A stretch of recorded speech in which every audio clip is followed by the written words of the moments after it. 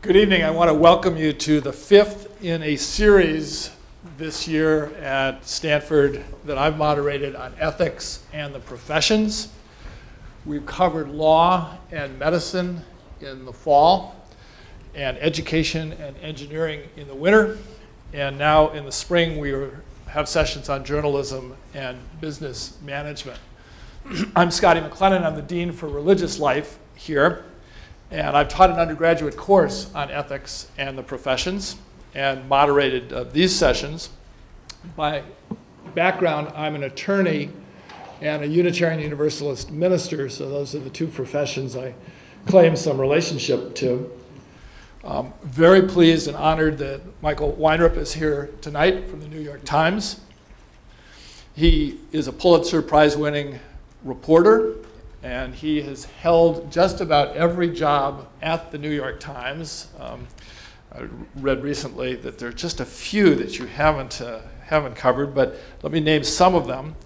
Metro reporter, investigative reporter, national political correspondent, magazine staff writer, national education columnist, and deputy Metro editor. And his current assignment is overseeing the Times online series about baby boomers. I want to thank our co-sponsors tonight, the Department of Communication and the McCoy Family Center for Ethics in Society. And special thanks to Joni Berry, who is Associate Director of the Ethics Center, who's organized this entire series on ethics and the professions. The plan for the evening is that Mike and I will engage in conversation for probably around 40 minutes or so, and then open it up to you to have conversation with the rest of you, ideally Q&A, and I hope most of that will go to Mike and not to me, and we'll end the conversation at 8:30, so you know how it's all laid out before you. Let me say a few things about professions, because journalism in some ways doesn't seem to fit the definition of profession. And that's something that we'll be struggling with on and off tonight. By the way, it turns out that being a clergy person doesn't fit the definition either. So, but it usually, to be a profession, we're told, generally it involves specialized education beyond the BA and continuing education requirements, requires a commitment to service to others, to a patient, to a client, ahead of self. It involves a self-regulating guild that has peer review and that can discipline people within the guild. Usually there's a monopoly that professions have in society with state licensing and governmental discipline, and there's a code of ethics that applies to everybody in the profession. Now, in doing a little bit of research before tonight, I found that going back 100 years, there are organizations in journalism like the American Society of News Editors and the Society of Professional Journalists that have had codes of ethics that they've hoped would be generally applicable, that call upon the profession, first of all, to make sure to protect the First Amendment freedom of expression rights of our society. And as you know, the First Amendment says that Congress shall make no law abridging the freedom of speech or of the press. And freedom of the press, according to these codes, belongs to all the people and must be defended at all times and from all quarters. That's been said for 100 years. There are pledges of confidentiality if they're made to news sources that must be honored at all costs. And as you know, that can often mean going to prison. And there's a primary bond of trust between journalists and the American people, allegedly. And the code that was put together in 1922 by the American Society of News Editors led to the Society of Professional Journalists in about 4 years later revising that and using some of it to add some additional parts to it. The requirement of accuracy and honesty and fairness in gathering and reporting information, minimizing harm by treating all sources subjects and colleagues as human beings deserving of respect, a duty to act independently to fulfill the primary duty to the public, their right to know, and being accountable to the public and to the rest of the profession by reporting unethical journalistic practices, sort of self-regulating dimension of this. But in our conversations, Mike and myself, a couple of conversations we've had before this, he actually, and I think he'll tell you a lot more about this, likes the fact that there aren't very many rules for journalists if you compare it to, say, the American Bar Association's Code of Professional Responsibility, where you can be disbarred and where you can, state courts and federal courts can discipline you. And ethics for journalists really have grown from the grassroots and are not particularly well formalized. Now, he also has told me, and I'll be sure to hear what you say about this, he's changed as he's aged in some of his ideas on this. I've become stupider. And he, I think because of the roles he's played, we could have some interesting conversation this evening about the different ethical requirements you may have as an editor from a reporter, as an investigative reporter from being, say, a Metro reporter, from writing magazine articles to being a political columnist, to doing educational column work and so on. And some of the issues in general that I would hope we'll raise during the evening is, when is news information, as the New York Times says, fit to print? How do you make sure that your sources have been carefully checked and are error-free? And in an era where we have very different kind of news available to us now, aggregated opinion, in effect, what about that? Confidentiality, how much, when, how, and is everybody willing to go to jail these days? Issues of censorship, those may be by foreign governments, they may be domestic government, they may be your own company, they may be your advertisers. That may get more complex as you think about how you're trying to monetize news these days. And finally, what about the current media landscape as it's changing radically and quickly? Online newspapers, blogs, 24-hour news cycles, and so on. How is that changing this whole ethical climate? So that's enough for me by way of introduction. And what I'd really like to do is maybe start with some of the cases that you and I talked about, sure, and get us into some really concrete material, and then we'll work back to these larger, more abstract questions. All right. Thank you, Scotty. I appreciate that. As a journalist, I think one of the reasons that I am a journalist is I'm not a philosopher. Journalists aren't philosophers. They sort of gather the information from the bottom up and then try to figure out what they think about it, whereas philosophers get it on the top and work down to the practicality. So I'm going to tell a few stories today about situations that I went through, and I don't know if I did the right thing or I didn't do the right thing, and I mean that genuinely. I'm not being modest. When I was a young reporter, I was in eastern Kentucky, in Hazard, Kentucky, the Courier-Journal, Kentucky newspaper, terrific paper at the time, that covered Appalachia, felt a social obligation to do that. And I got a tip one day from a very important person. I was 24, 25 years old, and I got a tip asking me to come to this person's office, and confidential, so to this day I haven't told anybody about who this person was. And the person explained to me that there's an election, a county executive's election, and that one of the sides, the incumbent county executive, was using federal money in Appalachia. This is a high poverty area. They were getting extra money, special money, and buying gravel with that money, and taking the gravel and giving it away to people out in the country. Lots Creek is where this happened to be. And in turn, they would promise to vote for him. All right, so that was the tip. And this tip was so direct that the person who told me this told me exactly where to go. Go up the holler, go up, take a left up here. You'll see these 20 houses, all those people, wherever you see that white gravel, those are the people who got the gravel. So I drove up the holler, and I came out, and I had my notebook, and I went to the first house, and I said, hi, I'm here. I'm here to check. I understand the county executive delivered some gravel. I just wanted to make sure you got your gravel. I did. And I wanted to make sure that it came from the county executive, and it did.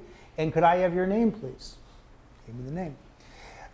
Went and did that at the next house and the next house. I did it at 12 houses, all right? So I knew all these people got gravel from the county executive. This was private property. And I went to the 13th, and I said to the man, same questioning, and he told me the answer. His name was John Smith. He got his gravel. And as I was walking away, he looked at me and said, "Who wants to know?"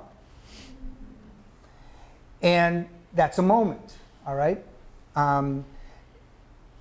I looked at him, I said, "My name is Mike Winerip, and I'm a reporter with the Courier-Journal." It's the first person of the 13 that asked me that question. And he looked at me and he said, "Well, that's going to be a very interesting story, isn't it?" Right? Now, none of the other people did I identify myself as a newspaper reporter, okay? I didn't lie to anybody. I don't think that I've ever lied in journalism. But I didn't tell them the whole truth either. Right? Was that okay? I truly don't know. All right? You could do an end-means test.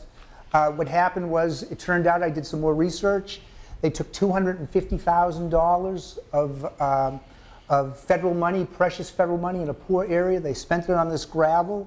I wrote the story. This county executive was defeated as a result of it. All right? So it had a good end. It was probably, I'd argue, for the public good. But had I misled these people? Had I been totally honest? I never lied. So that's the type of ethical quandary that I, as a reporter, face.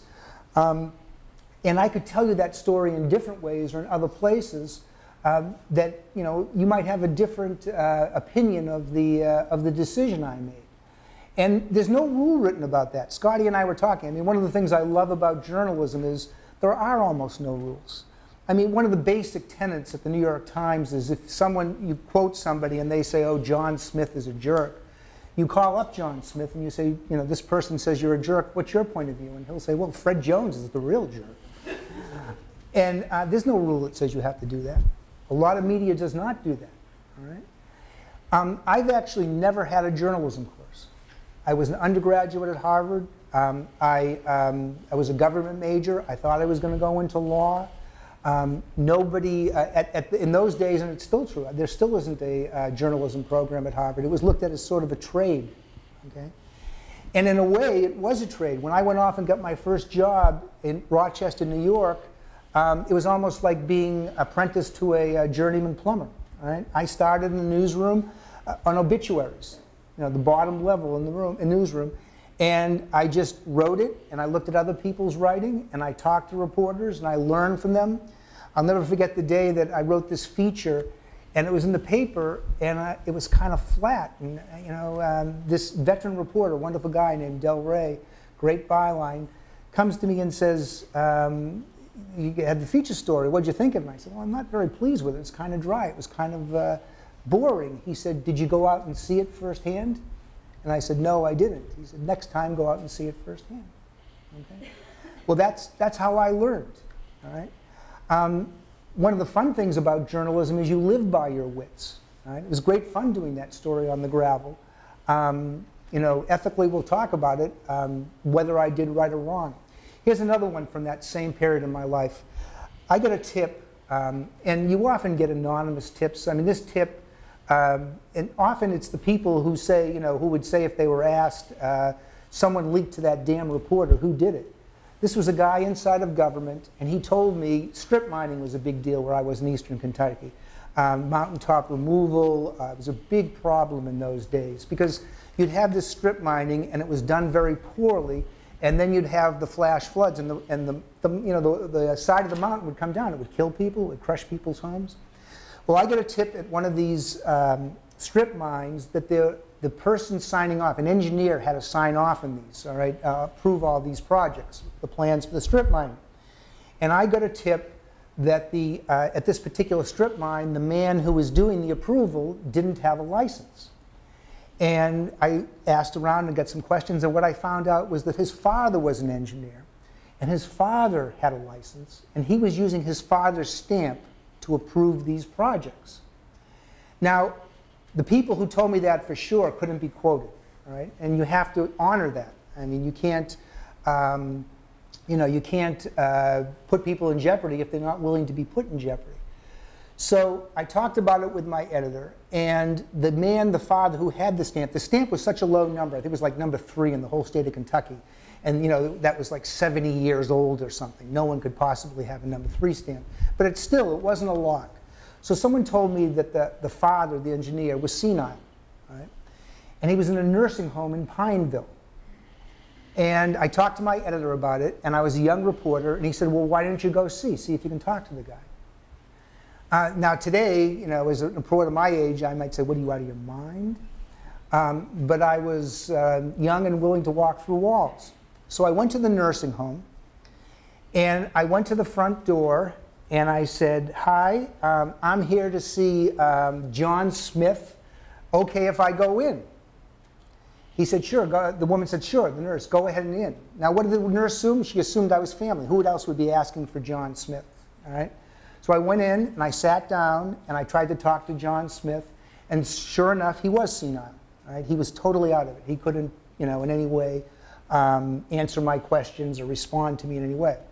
So then I went back, and I wrote the story, and it was in the Courier-Journal, and the guy who did it, I think went to prison for a period of time.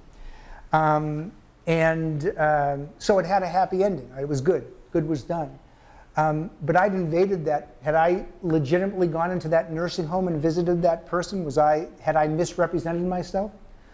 Would you feel differently if it were your dad, your senile dad? Some stranger came in and tried to talk to him, for his own ends. Again, I truly don't know if I did right or wrong. And as I get older, I'm more restrained in what I do.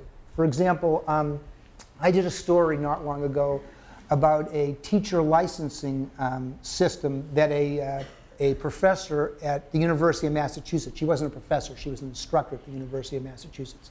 This was actually something, a new licensing program being tested out by Stanford and the Pearson Company. And there's a lot of resistance in the education world to standardization and the corporatization of education. And so she had called me about this and said she was upset, and I said, well, I would love to do a story on you about the problems with this and why you don't like this. But I want to warn you, I've been doing this a long time, and if you speak to me, you could be in trouble for your job. This was not a tenured professor. This was an instructor of some kind. Now, when I was a younger reporter, I don't think I would have said that to that woman, all right? I don't think I would have. I guess the older I get, the more established I get, the more aware I am, of things like how important a job is. When you're 24 years old, there's always another job. When you're 60 years old, as this woman was, there aren't always other jobs. And so I laid it out, because I've been doing this for a long time, and I said to her, this could happen, you might be in academia and there might be freedom of speech, supposedly, but there really isn't that much freedom of speech in my experience when it comes to the workplace. You can say whatever you want about Obama or Bush, and no one's going to, there's not going to be recrimination likely, but unless you work for Obama and Bush. But if you're at the New York Times and you say the New York Times is a lying, thieving newspaper, you're likely to suffer consequences. So I said this to the woman, and we talked about it, and she said, I'm prepared. It's okay, go ahead and do it. And I quoted her, and it was a very powerful story. It actually upset some people here at Stanford. And about 3 weeks later, the woman got a call in saying her contract wasn't going to be renewed. Right? And she called me and told me that. And I said, Barbara, I feel terrible, but we talked about this. And she said, understand, I was prepared for it. And about 3 or 4 months later, after she'd worked out, or she'd thought about it and all, she told me that she'd lost the job, and she was trying to negotiate and get back, and she wasn't going to be able to. She said, I really feel like I've been hung out to dry here. And I told her, I said, well, I can do a follow-up story, and I did do a follow-up story. I did a very powerful column. But that was all I could do, right? And I wasn't surprised by the consequences. I knew what this person was facing. When I was a younger reporter, I truly don't know that I would have been as cautious with her as I was in that case. Because getting the scoop, getting the story, getting it in, I was much more anxious, ambitious. I don't know what you would use, but as I said, I don't think I would have been as restrained. Should I keep going? You want to answer my questions? Well, let's, what might be useful, I know we'd planned to really have us talk for a while and then bring you in, but I'd be interested in a few reactions to these cases that you've heard while we, and just, what do you think? Mike's asked, did I do the right thing? What were the ethics of this? Johnny, why don't you got the mic there?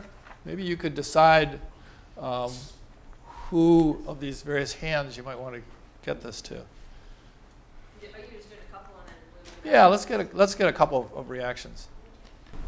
Okay. We'll get the next one. I'm just wondering why you think people give anonymous tips still in this day and age, and sort of whether you think it's a good thing or a bad thing. Like, should people be more courageous in coming out as who they are, or is it a good thing that we have this anonymous protection for people? I think it's a very good thing. I mean, I think a lot of people can't afford to have their names in the paper. Suppose you were in a class and you have a professor who's, I don't know, he's taking advantage of kids, he's forcing them to work for him or something, and this professor, holds your grade over you, and if he finds out and you don't, that you spoke and you're not successful in your effort to have this wrong, that he could punish you, he could cause you problems. In fact, we had a case like that right now. I don't know if you followed, you're out west here, but the Rutgers case, the basketball case, it's exactly what happened. The man who went in the case and told the university about it, he was fired after telling the university about it. Right? Now, eventually, it came out. We live in a day and age when there's actually much more light, there's much more exposure. It came out over YouTube and ESPN and all of that. But from the time I've done this, there have been anonymous sources. As a journalist, my job is to verify what they're saying. But a lot of people just can't afford to do this. If you have a family you're supporting, you can't necessarily, your boss might be polluting and you might want to get the story out, but you have to, you need that job. So I actually think it's something wonderful about the way the system works, because if you're a good reporter and an inventive reporter, you can figure this out. You can find other people to verify this for you. And so you can use that inside piece of information and protect them, and you get the truth out. So I have no qualms about that as a reporter. I feel very lucky that people are willing to even speak that way. I see people this side in the back, up front. Yeah. In medicine, there's a concept of informed consent.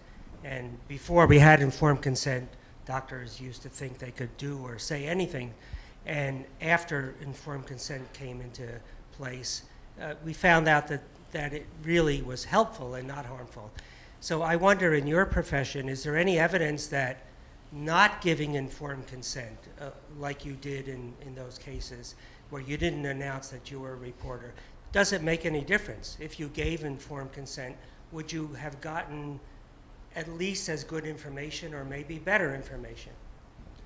I doubt in either of those cases would I have got, sometimes the answer is yes, okay? But neither of those cases that I cited to you, I doubt that I would have got more information. I think I probably would have been run out of that creek is what I think probably would have happened.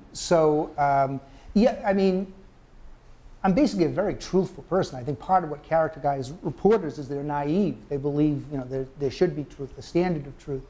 And when I present myself, I'm generally very open, as I said, I described in that case. But in those particular cases, I weighed the cost benefits. And I don't think being open would have helped in those cases. I think it would have probably stymied from getting the information. And so the money would have been spent on the gravel without being discovered, and maybe the man would have been reelected. Maybe not. Maybe word would have gone around anyway, and he would have, he would have lost anyway. I don't know. So this raises a question, I think, for us ethically of, do the ends justify the means, or Are we looking at ethics from a duty-based lens, through a duty-based lens, or through an ends-based lens, if you will? That is, are there certain duties that should never be violated? They're just simply duties, like perhaps for a physician, informed consent. You don't violate that regardless of the ends. Or are there circumstances where if you're going to do real benefit, you may have to violate a duty? The classic I always bring up in my classes is when the Gestapo come to the door and say, is Anne Frank in your attic? Do you say, I cannot tell a lie, I'm an honest person, yes, of course she's in the attic, go get her? Or do you lie and you figure out a way to weigh that duty against a duty to protect her or protect a life, do no harm, etc.?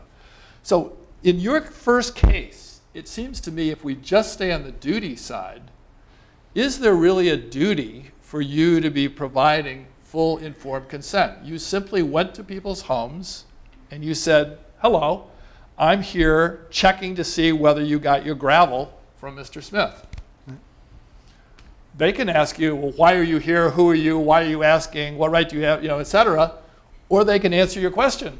And they chose to answer your question. Right. And that one guy did say. And the one guy asks at the end, why are you here? And you tell him. Right. And he said, oh, that's going to be an interesting story. Right. So is it where's the duty problem there, anyone? Anybody see a problem with that? On the duty side, you went from the duty to saying the ends justifies the means, but I'm not sure there is even a duty problem there. Okay, then let's... How about in this situation? Same thing, same... Oh, no, I'm sorry, you finished. I apologize. Well, no, I was then going to move you to your second case, which I think does raise some issues that weren't raised in the first. I mean, there, when you go into a nursing home and identify yourself as wanting to see somebody, right, there is a reasonable expectation that you're there for that person's good, in some sense. You're there to visit them or care for them or whatever. There's not a reasonable expectation that you're there to hurt his family, and send his son to prison. So that may be a different case. What do you all think out there? Here comes Johnny. I'm not pretty sure why you're going back and forth this time. Well, I think that's fine. If the nurse didn't say, who are you, and I can't let you in if you're a journalist, that's not his problem. I think it's good that you went. I wouldn't worry about it at all, really. Well, this was Pineville, Kentucky. It was 1976. It was the country. These people didn't see the story the same way I did. They would have seen it as, I can do the engineering job. But you don't need the degree. I grew up around this man. You went in. You violated my father's privacy. I agree. I did what you suggest. That's where it came down. I should also say is I didn't put in the fact in the story that he was, my opinion, was senile. I didn't even say that he was in the nursing home. I went there to verify that we could trust the story that I thought I had in my notebook. Okay. Well, can you also argue that you're assuming that the nurse was going to be responsible in giving you access? And what happens if she just isn't responsible or is young or just didn't understand? And there was a reason to want to protect this man, that if you asked him questions, maybe he was unstable and you would have harmed him. So are you obligated to look at the end result, or can you absolve yourself, well, she let me in and right, that was no problem? What if I'd gone in there and he had a heart attack while I was talking? Exactly. Yeah. I didn't think about that when I was 24 years old. But no, seriously, it's a very, very good point.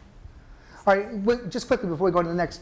So is it any different if I'm standing on a street corner, and I've done this kind of reporting, and there's drug dealing on the street corner, and it's a bunch of 18-year-olds, and I'm hanging out, and I look like I'm closer to 18, not like now, and I'm sort of watching what's going on, and I hear them say, see it and pass and go back and forth, and then I start sort of making small talk.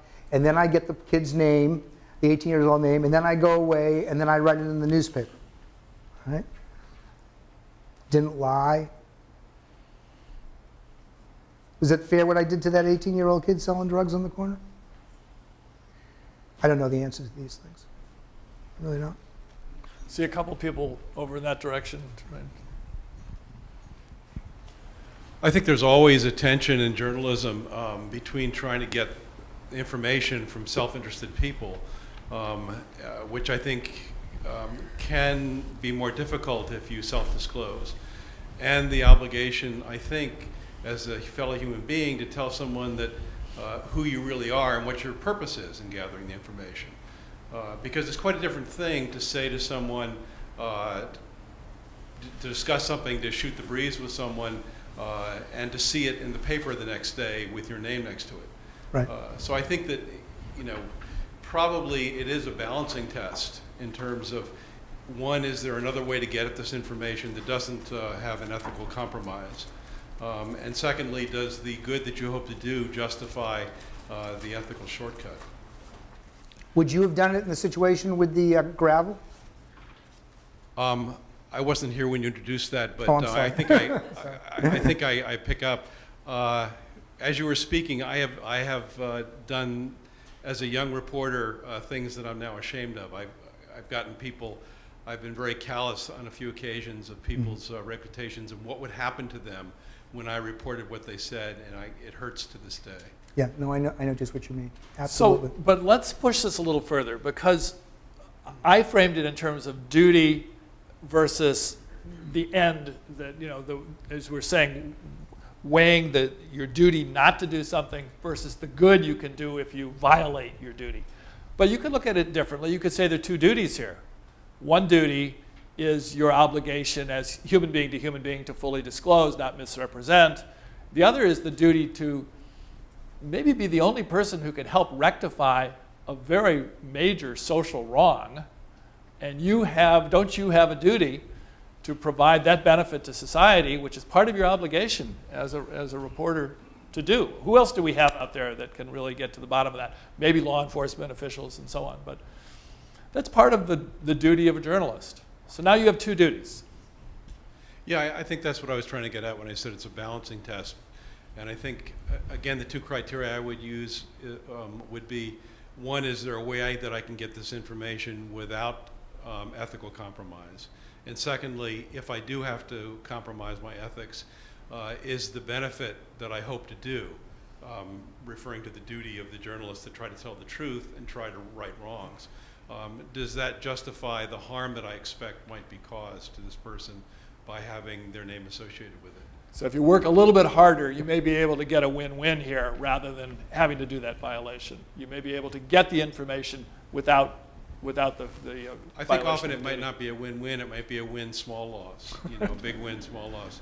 You're being very patient in the back. Let's see if we get a comment there.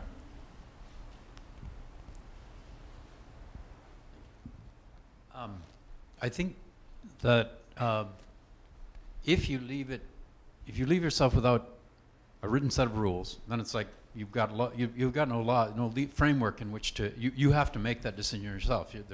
You're inevitably going to make this trade-off and decide according to your own ethical system. That's one thing. But to me, a related thing that I think is important is the difference between the way journalists or a journalistic institution acts or interacts with potential sources, powerless sources, versus the powerful. I mean, I think we've seen in this era that journalistic organizations, whether newspapers, television, or whatever, are extremely obsequious to the powerful. There are cases with the New York Times where they sat on stories, for example, when Bush was committing a felony every time he violated the wiretapping, and they held that till past the election because they said, it would have affected the election. Of course, it affected the election by holding it. But the point is that they are, my impression overwhelmingly is that when it comes to the powerful, the presidency, or the president or whatever, they will be very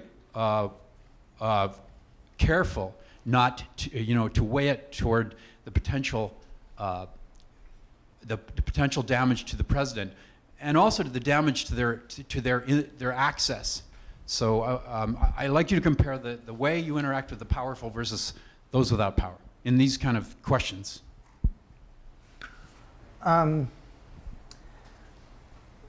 Your points are well taken. I think, though, you know, it's funny. Sometimes one of the things that I do in terms of dealing with the powerful is I work at not meeting them. For example, I covered the New York City schools for a few years. Joel Klein and Mayor Bloomberg, two very powerful people. I wrote very critically about the schools, not about the quality of schools, but the testing programs and things like that. I found that if I kept my distance, if I didn't know these people who were inviting me over, you know, who were inviting, come sit with me and we'll break bread, that sort of thing, that I was less likely to be compromised, that I would judge them by their activities, you know, rather than who they are. I think there's a real danger. There's a wonderful movie, the I.F. Stone movie made years ago, a documentary. And this is back in the 60s, and Stone was an outsider. He was an investigative reporter. He had a one-man operation. He put out this publication that challenged the government. And one of the shots in this movie was the White House press corps playing tennis with John Kennedy. All right? And the point being, if you're playing tennis with John Kennedy, you're not going to give away his secrets because, my God, you're playing tennis with John Kennedy. So that's one of the ways I've tried to guide myself. I am both professionally and by temperament an outsider.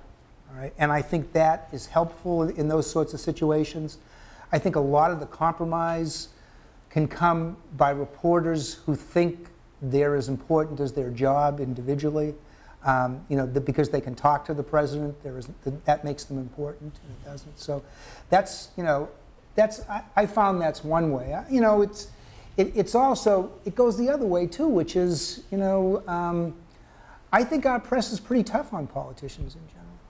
I don't think they get away with it. I mean, I think there's a skepticism. In fact, I think we're a lot tougher with politicians than we are with business people. Business people, I think, get a free ride for the most part. But I think that politicians are much likely to be held accountable. That's my impression. Of course, your second example that you gave us was a major coal company that you were dealing with. So you've also gone after corporate interests. Oh yeah, no. I've done that a lot. Should I talk about the? Yeah, why don't you go to the third example the third that we example. talked about? Okay. Ahead of us. And this one wasn't a question just of my ethics. It's the person who's dealing with me. We had a very famous case in New York City about a decade ago. We did a magazine piece on it. I've written a lot about community mental health. I wrote a book on community mental health in the early 90s. So I knew a lot about the mental health system. And we had a case where a man named Andrew Goldstein, who suffered schizophrenia, pushed an innocent young woman, Kendra Webdale, onto the tracks, the subway tracks in New York City, and killed her. All right? It was a huge story at the time. All the stories that came out after the fact, including in the New York Times, essentially said that this man had been treated in a number of places because the government sources indicate that he'd been in this hospital and that hospital and had kept on refusing treatment, and as a result, we needed tougher commitment laws. Okay, that's what this case illustrated. Because I knew a lot about community mental health, I had different suspicions. My suspicions was that my knowledge of community mental health was the system was grossly underfunded, right? And that most people, the problem wasn't that they were being pushed to get services, or they couldn't get services. So I went to a person, because I knew the system so well, I went to a person who I knew, or I suspected, would have Andrew Goldstein's medical records, right? And I said to the person, this is what I think might be going on. The only way I would know that is if I saw the records, and would you be willing to give me the records? All right. This person gave me the records, 3,500 pages of records of Andrew Goldstein. And what it turned out was he was begging for care. All right. They kept kicking him out of hospitals. They had, it was managed care in those days. It was a lot less sophisticated than it is today. Essentially 15 days and you were out of the hospital. That was it. And he was hitting people in the hospitals and hurting people, and they still were letting him on the streets, okay? So if I stop the story at this point and tell you that I got those records, they gave them to me, and I wrote that story, feelings about whether the person who gave me the records, whether what I did was wrong, or whether the person who gave me these private medical records, 3,500 pages of them, which are private, was that person wrong? Feelings about that? Did that person who gave me the records, was that person wrong? Was I wrong? Well, who owns the records? It's really a patient who owns the records. Yes, it's that's what I'm asking. It's the patient's records. You're right. Just trying to get you on the mic. If anybody who want to say something, get that mic, because this is also going to be preserved for That's my posterity. point. It's the patient's records. How would you feel if they were your records, or how would I feel if they were my records? I'm a little unclear on your question, because I think it seems to be very clear that it is wrong to give personal records out. Is your question, was it worth the, the violation of the ethics in order to get the story out? Right. Well, but there's an interim question, which is, it's one thing, whoever gave you the medical records, their ethics in providing those to a reporter. Right. Now the second question is, should the reporter, once given that material, take it and publish it in the use newspaper? I mean, it seems to me also ethically pretty clear that you're participating in the disclosure of records you're very aware of should be private. So maybe you get a third of the blame and he gets 2/3, but it's still wrong. And I think I was also concerned earlier, because I think you were saying a few different times that you didn't lie, but you didn't tell the whole truth. Right. And I think even when I was 5, my mom said, a half a truth's a whole lie. Or, I mean, you sort of know you're ethically, making a compromise. Or Yes, you are. Okay. So let me go on with that Andrew Goldstein story. So I got the records, and I did this powerful magazine story, right? And it showed that the problem wasn't we didn't have strong enough commitment laws. It showed that the problem was this guy was begging for services. There weren't enough services. After that story came out, it so embarrassed the state of New York, they gave $215 million more for community mental health services in the state. Does that make any difference? I think it makes and I don't know the answers to these questions. I'm asking. But when you say you don't know the answer, I guess nobody really knows the answer, but you probably have an opinion, because otherwise you wouldn't have taken the action you took.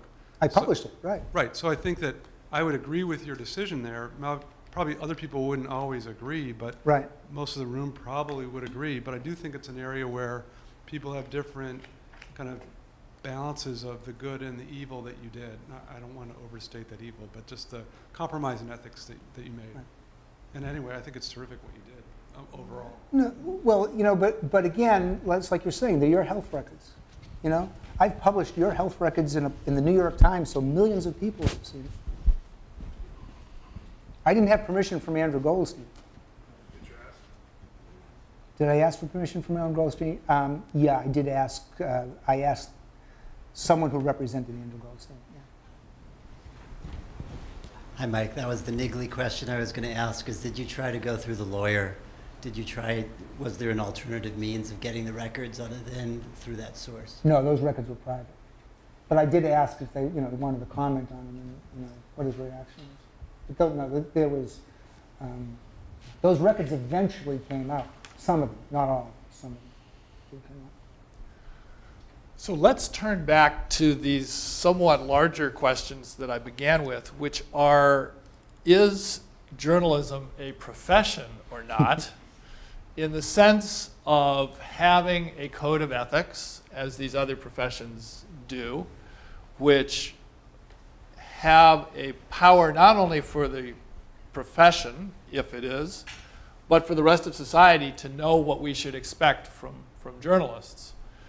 And as you've spoken, saying that no, actually, there's not much in the way of a code of ethics, and certainly nothing that you don't have to have gone to a graduate school to be a journalist, and there's not a guild that's self-regulating, and there's not a monopoly in the state, and all those sorts of things.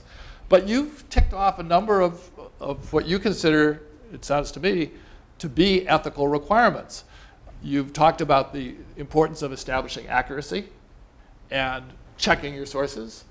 You've spoken of the quandaries around misrepresentation, commission, omission, and so on that you're struggling with, generously right in our midst here. You've said you don't play tennis with John Kennedy. There's a number of ethical duties that you've laid out for us.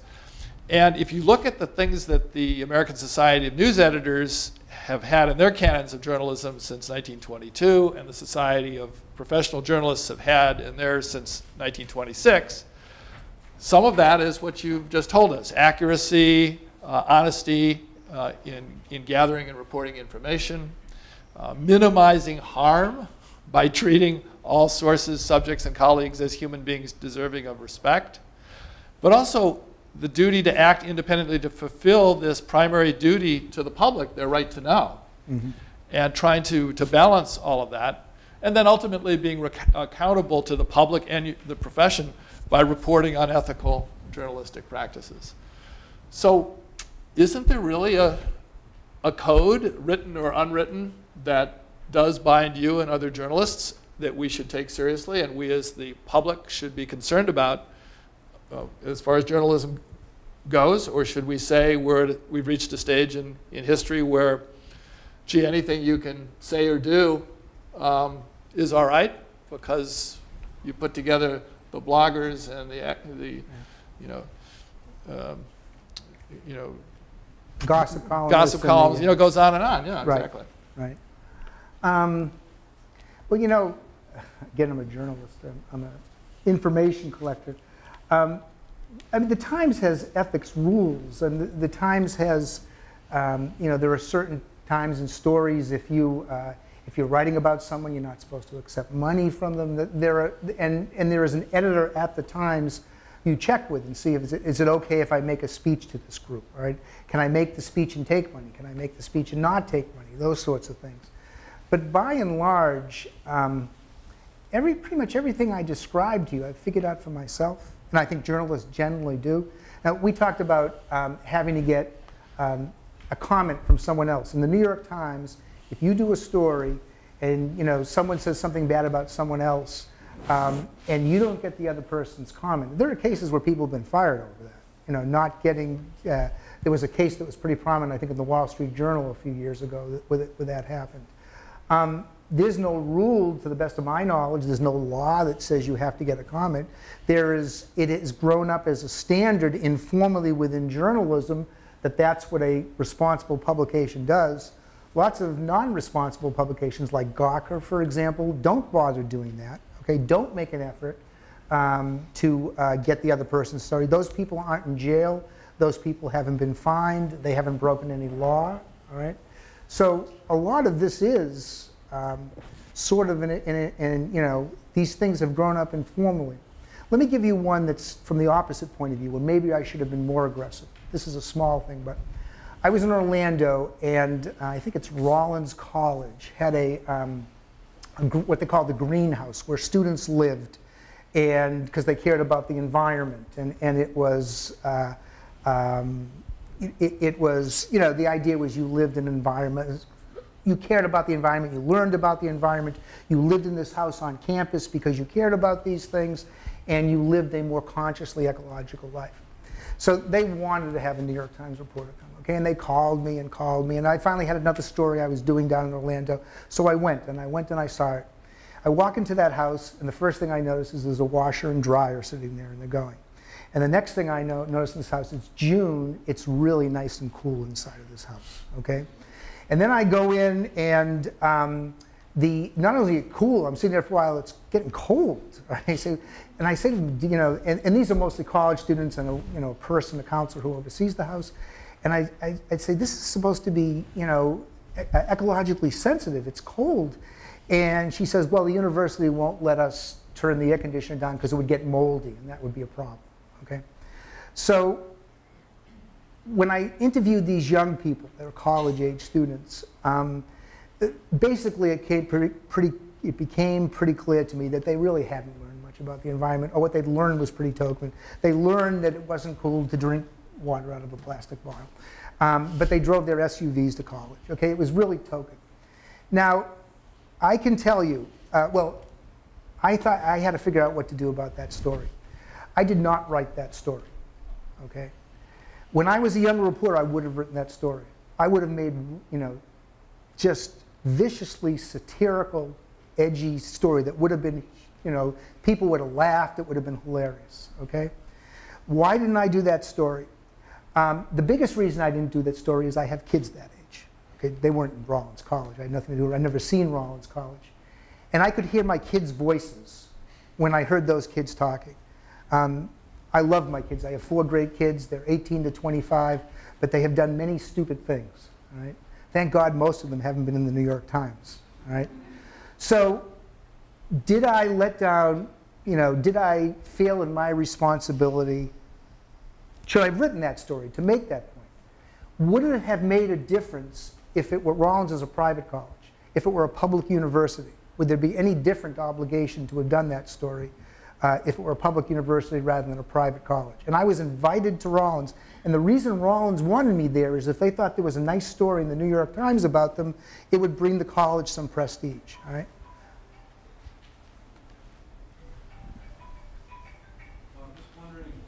We need a mic, sorry.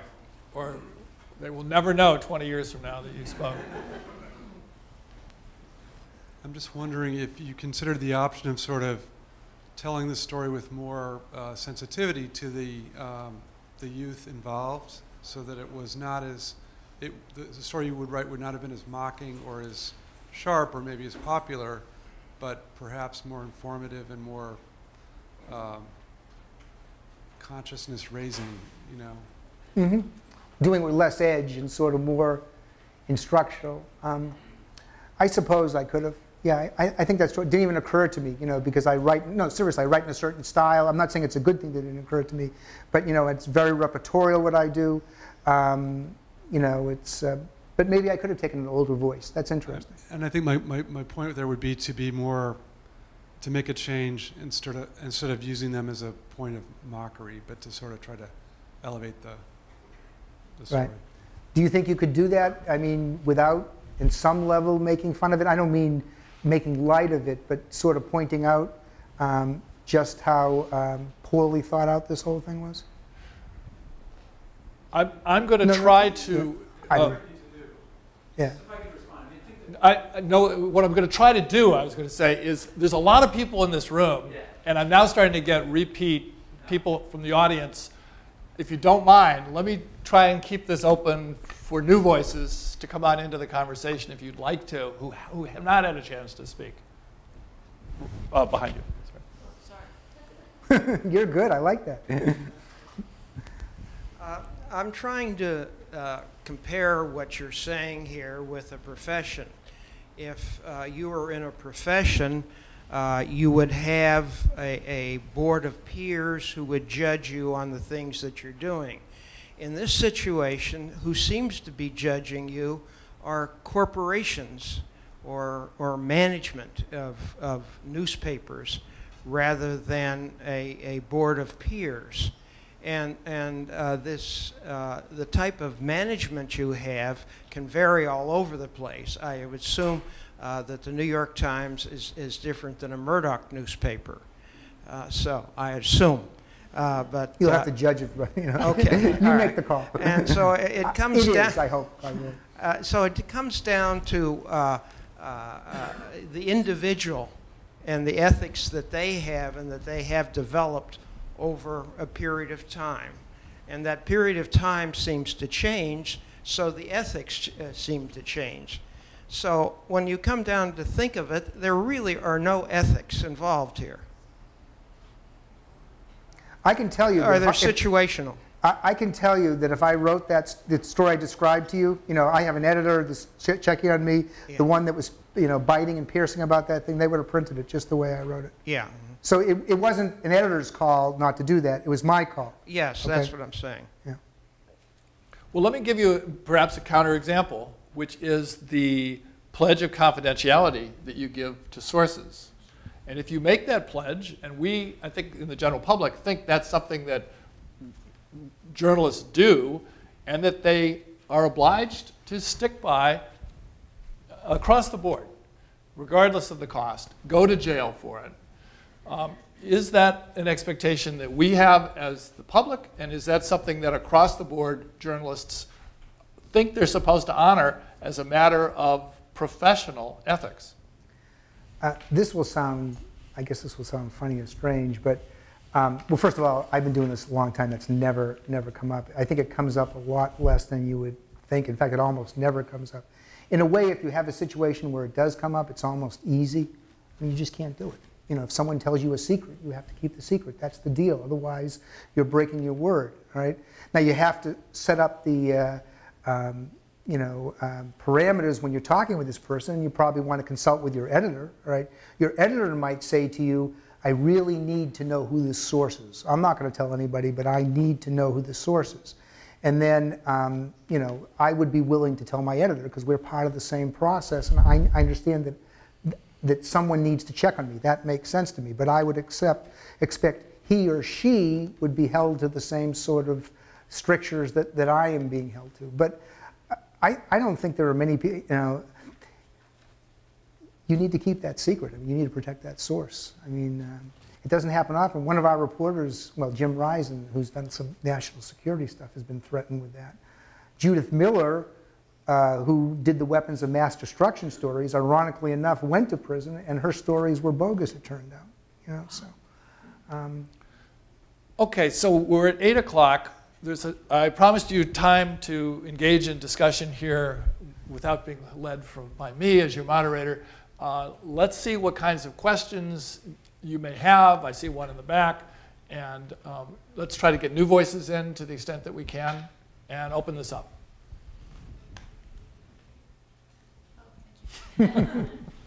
So you've given us a number of cases that you described as hard cases and said that you're not sure whether you did the right thing. I'm interested more, and you said you've changed as you've gotten older. I'm interested more in which, if any, of those cases you really keep you up still, or you really struggle whether you did the right thing. Oh, I have. Nothing really comes, not in those cases. I think that I did the right thing in those cases. I did the thing that I had to do. Even with the woman in Massachusetts who lost her job. Yeah, because you told her. Yeah, no, I was very open with her about that. I told her about that. As a younger reporter, I might not have, all right? You know, in the course of the way my old brain works, I'll think of a few things. I can't think of it off the top of my head, but what this gentleman over here said was there are things I did as a young reporter that I'm not proud of. It seems to me that the First Amendment and the public's right to know is such a strong value in journalism that's why reporters resist having these standards and codes of ethics and rules. Right. And that what you're really measured by in the end is your credibility as an individual writer and your credibility as a news organization. Right. And that's an indicator to me of whether you're ethical, whether you've made the right balance. Yeah, you know, you'd hope so. I mean, I'm proud to work for the New York Times. Kind of a rough indicator, but I think a pretty good indicator that you're balancing those interests. Yeah, I mean, one of the reasons I work for the New York Times is I believe we worry about these things and we care about these things, and there are other places that I think wouldn't and don't care as much. And you're right what you say. I mean, one of the great things about this country is the First Amendment, and that we do believe in that, and that we're willing to sacrifice a whole list of things you can and can't do because we believe so strongly in that. You know, so those things are all true. But as we all know, there are terrible abuses in the media too. You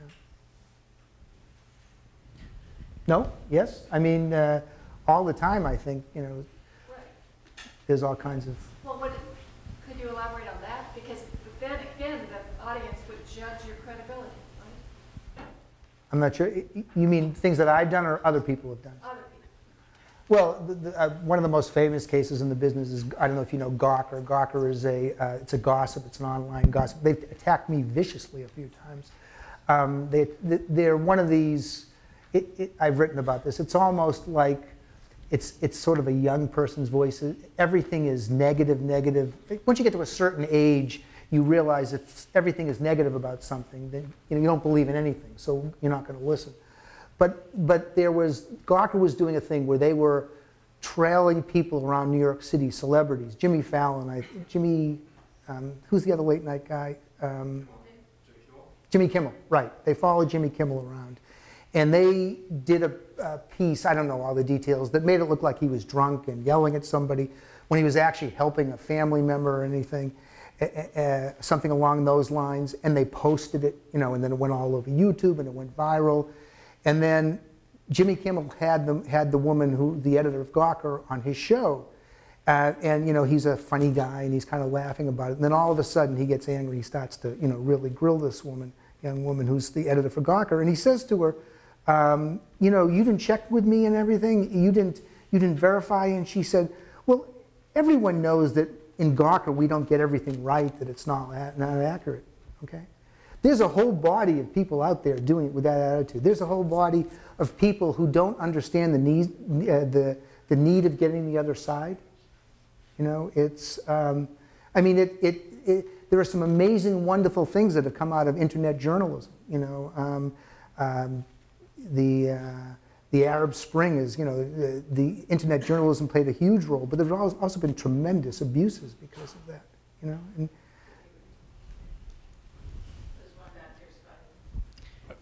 hi, so I got a quick question. It's actually about the ethics that relate to objectivity in reporting in conflict zones. And this, I think, was really poignantly illustrated when Christian Amanpour confronted President Clinton during the Bosnia crisis. And this had occurred just in the wake of what happened in Srebrenica. And the point that she was trying to illustrate was that equal time is allotted to both sides. But that in of itself is not objectivity. Right. It's a very coarse view of objectivity, but it has a tendency to distort the true message then. Mm. And so at that point, where does the editor really sort of step in, whether it be you know, in print or otherwise? Well, I mean, that goes on in newspapers every day. There's no, you strive for objectivity, but there's no such thing as objectivity. I mean, it's a goal you strive for every day and you try to get it right. But every one of these you know, the investigative things I'm talking about, you're balancing those things all the time. It's certainly, you know, if you say, well, Hitler says this and the Jewish people say that, and we gave them each 8 inches, okay, and so we've been fair, you know, you haven't been fair at all. But, you know, it's ad hoc, it's story to story. And of course, I've never done that kind of reporting. I've never been a foreign correspondent. I've never been in a war zone. But it gets so complicated. You don't get access to, you know, people. You're following the rebels in Syria, or you're following the government, so you're not getting the other side. You know, who can you trust? You know, those are very, very hard things. I mean, one of the classic examples in reporting is during the Vietnam War, the reporters went everywhere. Okay, they just hitched rides on helicopters, and they were able to tell the story. You know, really what was going on there. Since then, the military has changed, and they will embed people. That's how you get access, or you get there on your own. Well, if you're embedded, it's kind of like playing tennis with President Kennedy. Okay, you're, you know, you've sort of, and I don't think of the military this way. I don't want it to sound the wrong way, because I don't. I have a lot of respect for the military, but in a sense, you've made a pact with the devil. I mean, if you're going to be along there and you know these, you know these soldiers, and they've protected you, then if one of them goes and shoots in a way that's, you know, that kills somebody or kills someone innocent or does something, are you going to be able to do it? Are you going to be able to report it? And if you do report it, will you ever be allowed back? You know, these are things I've never confronted personally. I haven't done that level of journalism, but, you know, we agonize about that stuff all the time at the New York Times.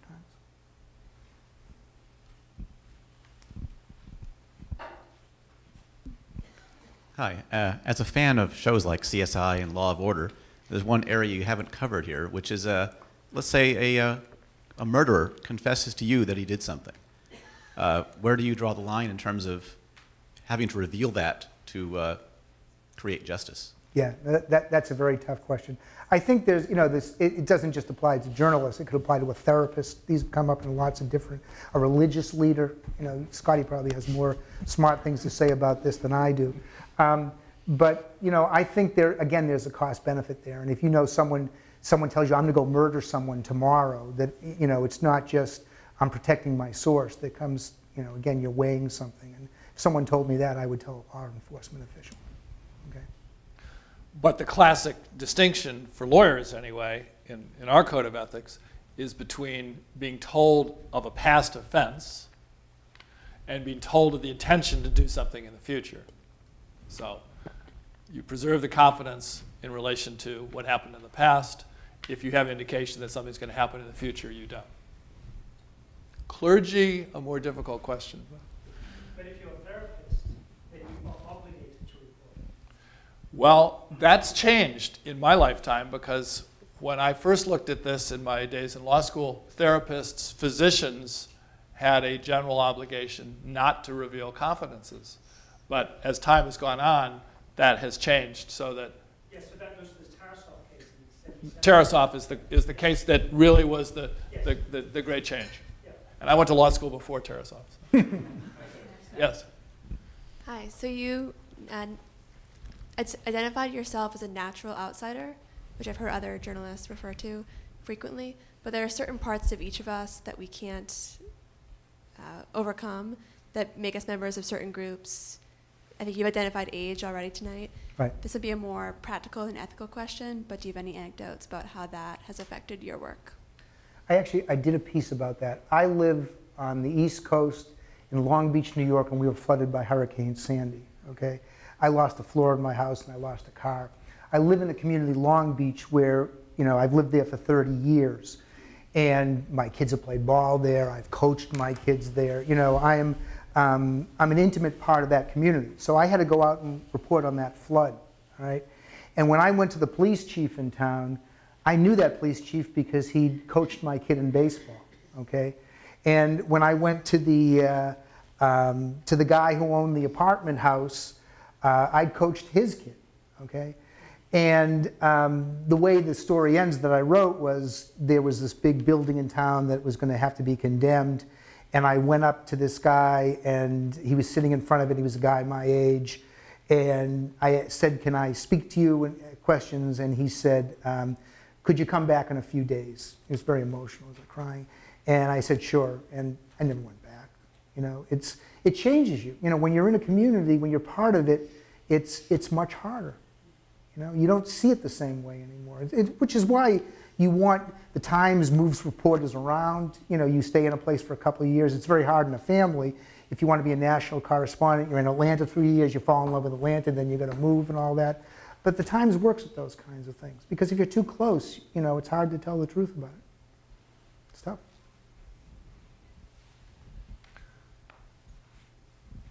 Okay. If there may be somebody back there, but there's also somebody up front.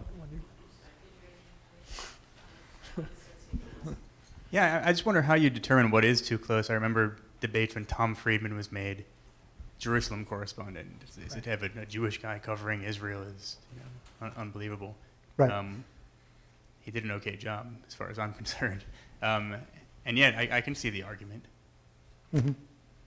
Yeah, there's a tough. We had even a more striking case. I don't know all the details, but Ethan Barana was covering it, and I believe his son was in the Israeli army.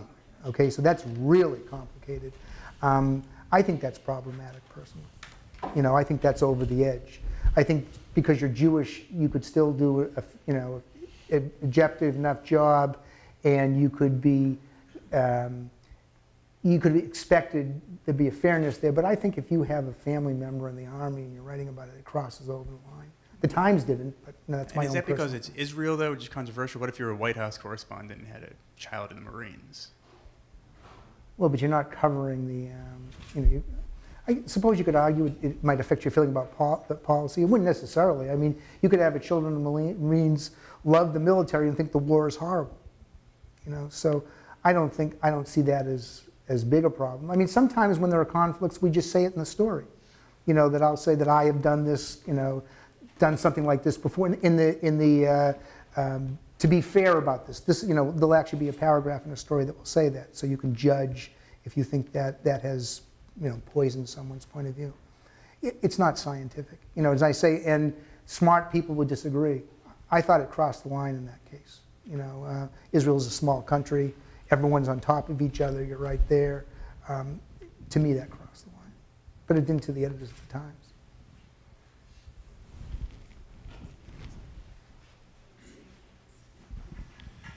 in your opinion, is it fair or justifiable that a reporter can be jailed for not revealing their sources?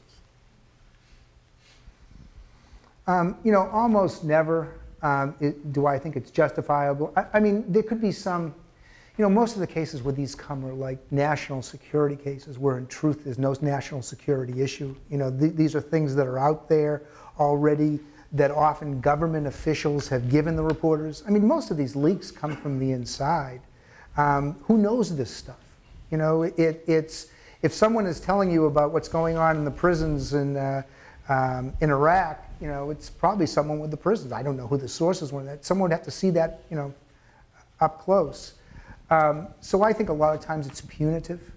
I mean, I don't see things from a government point of view, and maybe you could think of some cases, but I think in general it is it's a way of punishing, and it's as much punishing the source as it is the reporter, I think. You can't do this in my government. If you do this, there's going to be consequences. Or stick that reporter in prison. You said before, or was mentioned before, that perhaps the press isn't a profession, and therefore, yeah, there you are. I'm sorry. And therefore, there's no there's no code of ethics defined. Now, when we look at Fox News, we see sort of the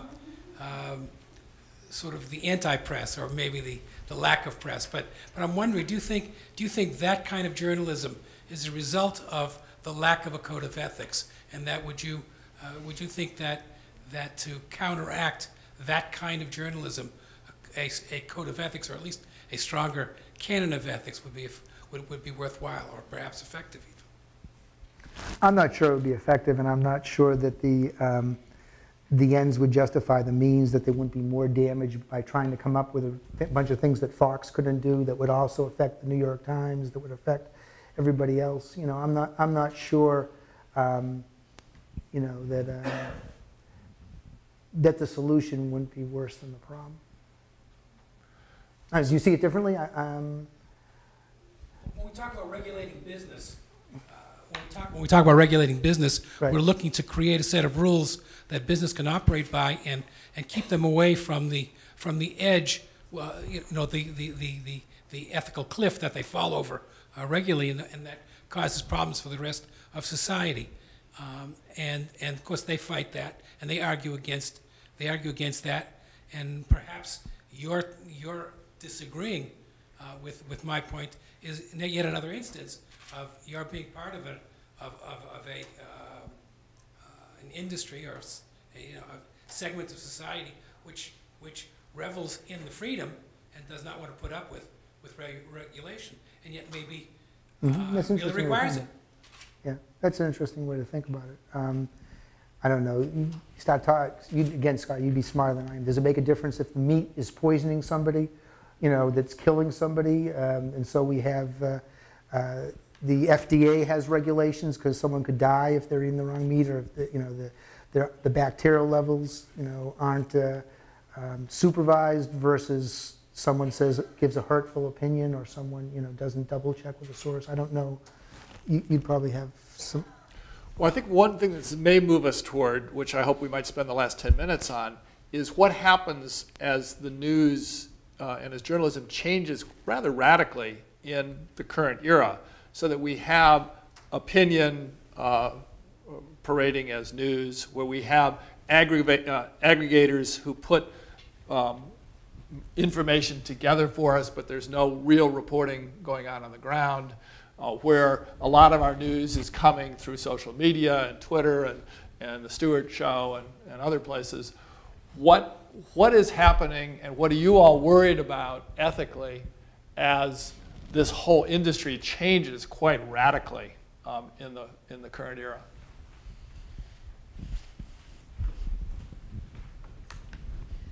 I'm worried about the ethics of us as consumers and readers of the news, and how can I most ethically know what's going on around me, especially because the easiest ways for me and the most enjoyable ways for me are not necessarily objective or getting the most out of it. For example, just searching on Google News, they are personalizing the results for me based on my search history. There are amazing apps on my phone that will present news to me in a very beautiful way in categories that I have pre-selected as things I'm interested in. I have a lot of issues about that. I think I am happier because of it, but definitely not learning more about other things in the world. So what would you suggest for people as the most ethical way to consume the news? Well, I think it's probably the way it's always been, which is you need a variety of sources. You know, way back when it was all primitive. I mean, it all started with I think the United States per capita, when it started, had more presses per person, more printing presses. Lots of different points of view. It's one of the rich things. I mean, if you have a certain point of view, you might hate Fox News, but, there are other ways of seeing the world, and so we're very lucky that way. You come to a place like Stanford to get a college education to help you discern about these things. That's, I'm not sure, unless you're really putting your head in the ground, that is a problem in this country. That there's so much to choose from. It's almost, at least for my generation, maybe I'm too slow, but there's so much to consume. How do you make sense of it? How do you know where to spend your attention? But how would you advise somebody who is getting their news already shaped by these kinds of decisions often made, obviously companies are doing that too, as they look at their effectiveness with their advertising. I mean, so what would you advise us to do to get the kind of diversity of experience that we need to have?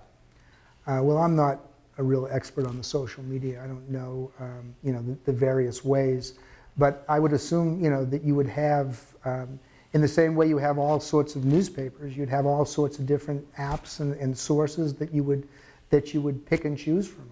I would assume, I mean, I think what you're saying is that you're willfully narrowing, what you have coming in, and I think you at the very least want to be aware that that's narrowing your, what you're taking in the world. And, it's the raw material is out there. I don't think that's a problem. Even if you're only being fed certain things by certain apps, there's plenty out there. So there is plenty to choose from. It's not that there's a shortage of information that can help you get a rounded opinion on something.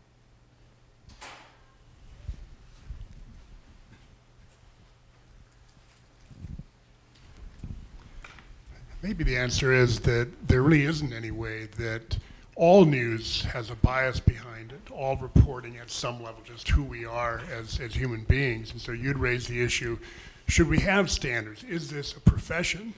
And, on the one hand, we have handed a profession through the First Amendment this enormous responsibility and power.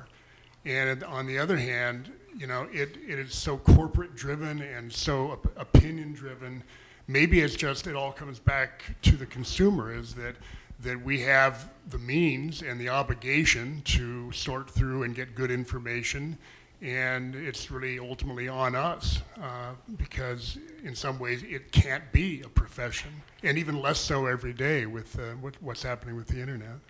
But what you said about the corporate view, we were talking about this at dinner, and I disagree with you on. There's more. The New York Times is a much humbler organization than it was when I started it, because there's so many sources of news information. The Times can't do a story and not look at all the sides and not have the story come popping out of a million different places. I mean, it's one of the wonderful things about the social media is there's a lot of times there's too much information, but you can be sure that if the Times doesn't get it, someone else will get it. And if the Times gets it and it's slanted or biased, the other view will be out of there. That's one of the wonderful democratizing things that I think has come with the social media. That an institution like the Times has to be better than it was. But what if there's nobody on the ground anymore actually finding out what's going on?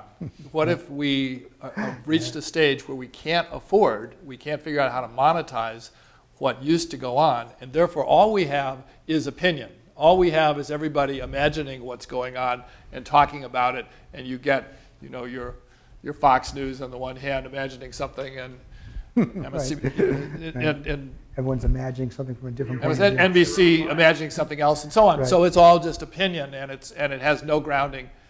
Is that a real risk?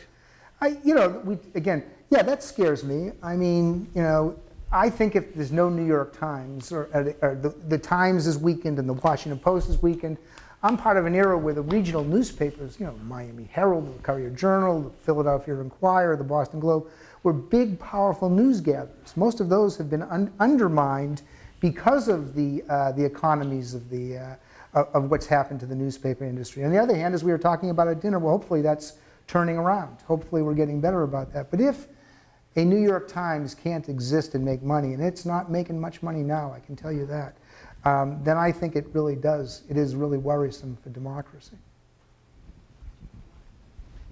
Okay, last question over here. I think this is really a key question that you've identified in this new environment. I would really disagree with you that there is a lot of quality stuff out there. I think there's a huge amount of stuff. Particularly, the closer you come to home, I think the less information you get, because papers like the Mercury News, for example, that had 420 reporters in 2000 has 77 today. Right. The Chronicle's lost a similar ratio. And there aren't, we talk about civic journalism or citizen journalism and bloggers and all that sort of Right. thing. There really isn't a substitute for what's been lost. Professional journalism is imploding. So I've been thinking about this issue, and I would suggest to you that you apply the SMELL test, which is an acronym. This S stands for the source. Who's telling me this? Who's behind this? M is motivation. Why are they telling me this? E is evidence. What evidence are they providing for the assertions they make? L is logic. Is it logical? Do the assertions they make compel a certain conclusion? And the last L, which may be the most important, is what's left out? What are they not telling me? Well, that's a great way, I think, for us to summarize our discussion. Thank you very, very much. And I also want to thank Mike very much for his honesty, his willingness to come and struggle with us with these ethical questions. And from my perspective, this is somebody who has a very deep moral sensitivity and is concerned about these issues at a level that we would hope all of our sources of media and journalism are. So thank you very much, Mike. Thank you for having me.